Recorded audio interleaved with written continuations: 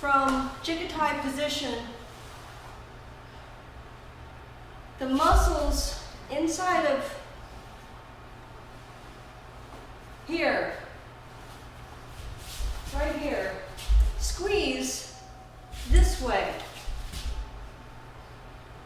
When you squeeze these down, it brings the elbow that's a little bit out back into that little notch. So if I relax the muscles, it's here, and if I squeeze those, it brings the elbow closer and into this area.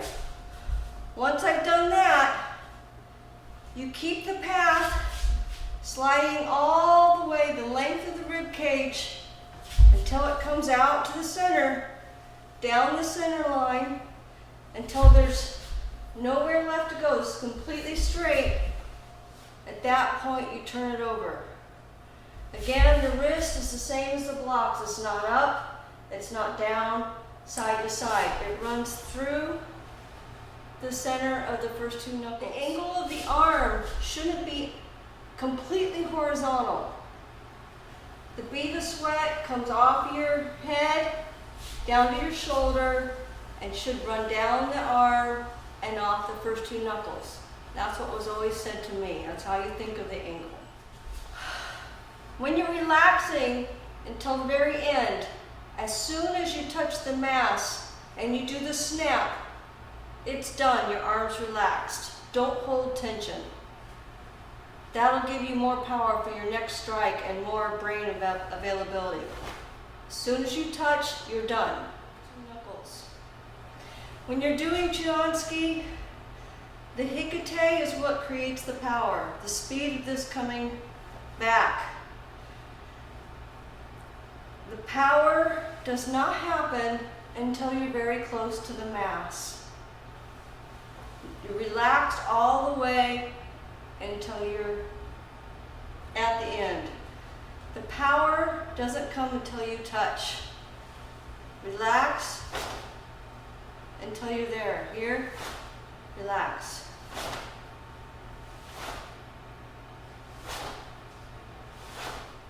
People think about the strike being from in front of themselves because that's what their visual sees. But it's actually coming from the back. The back is what creates the strike, and it's what stops the strike.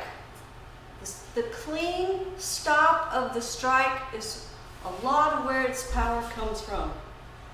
From here, being able to use that part of the back to know where to stop. And that's going to happen no matter where you're at. If I'm here and I come up, I know where my back is going to stop and the punch continues forward. It's not going to pull forward this way. When we're doing the step and the strike, it gets really easy when it's on the same side to not follow that principle and come forward. But you always have to pull your shoulder back. There's going to be a crease here. This part of the arm goes inside of this space. It's a little easier with the Gyakuzuki because the body's a little bit more balanced. The koshi, back and forward before you strike. That's what creates. The hand, the first digit curls all the way until you touch here inside of the pad, and then you take that pad and you squeeze it until there's no space. The thumb comes around and the side of the thumb locks those four fingers in place. So you shouldn't see on a fist the thumb out like that. The thumb is flat to this side. And when you see the fist like this, it's not correct. It should be No space inside of there. That said, it's not tense. You just develop the fist over time so that it's in this position without being overly tense. It's just firm. To do it, your body is going to coil or torque here, and as you spin, that's what's going to launch the strike.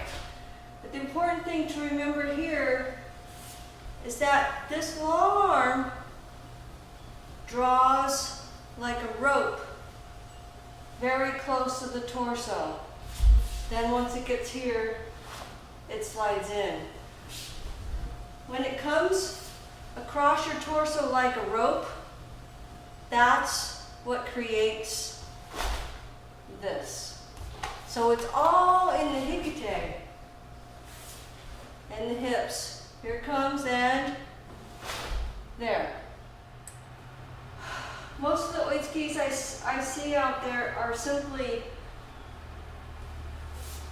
lunging forward with this arm and taking up from this space to this space.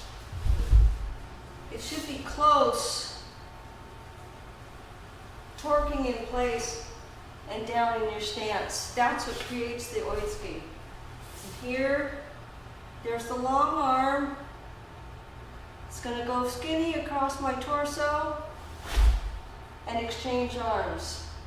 Half distance strike, as in Pinan Shodan, is from here to here.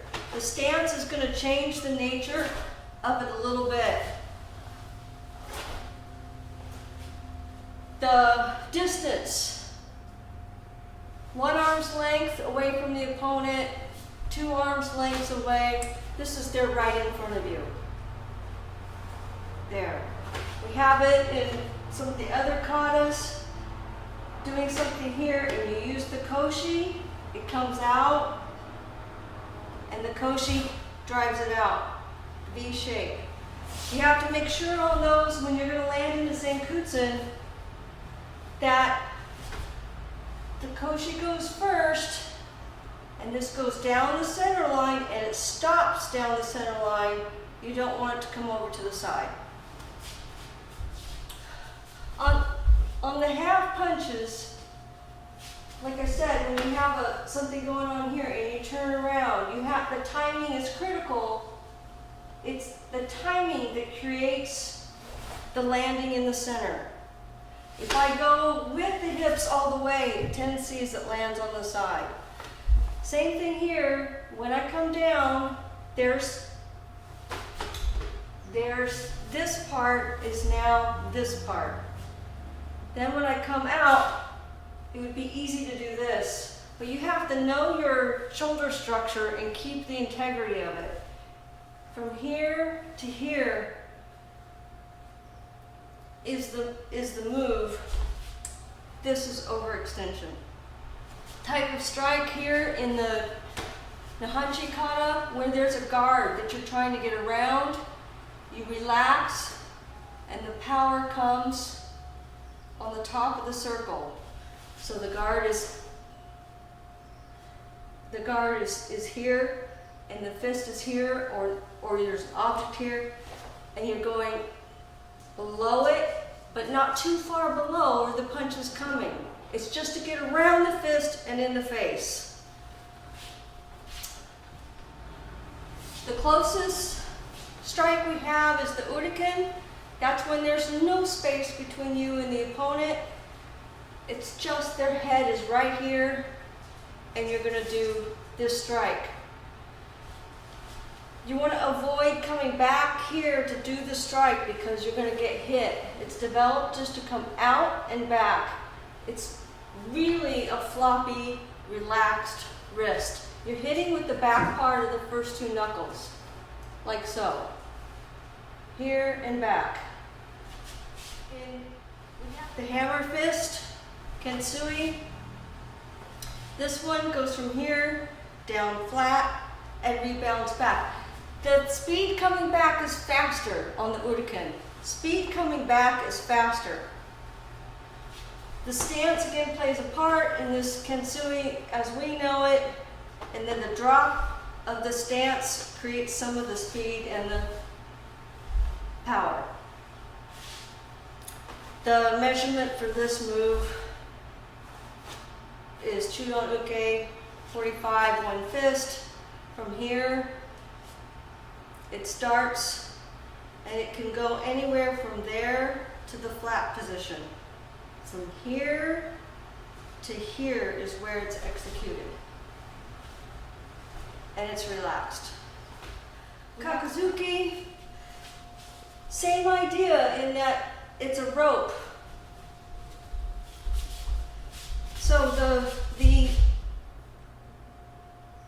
the elbow is under, and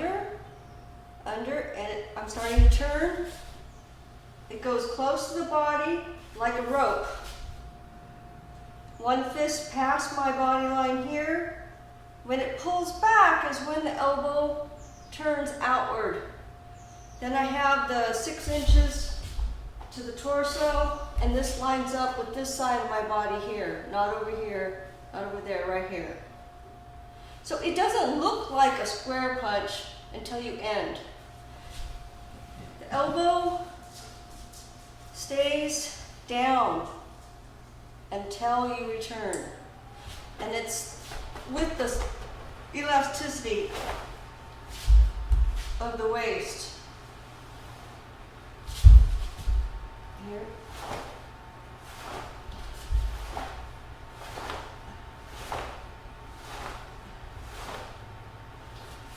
We have a similar one that comes to a head that's directly in back of you. Person is there. You're going to use the same skill set. Elasticity here. It goes up, one fist back, and returns.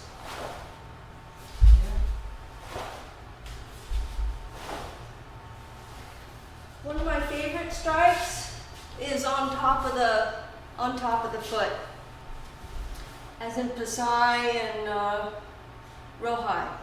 If you're up here and you're going to strike down, and we have this in the side kata, tendency is for somebody to take the elbow here and come out that direction to go down. But what I love about this one is that the elbow tries to stay there as much as possible and then goes down. Instead of out this way, it's down to the center, just sinking. Is the coil. This is the arm is long and skinny along your body, and you're coming up and coil, and the strike comes out. This strike can be on the side of the hand or the front. It's deceptive in that it's coiling and it comes out straight and then has a little bit, like 2 inches that goes in.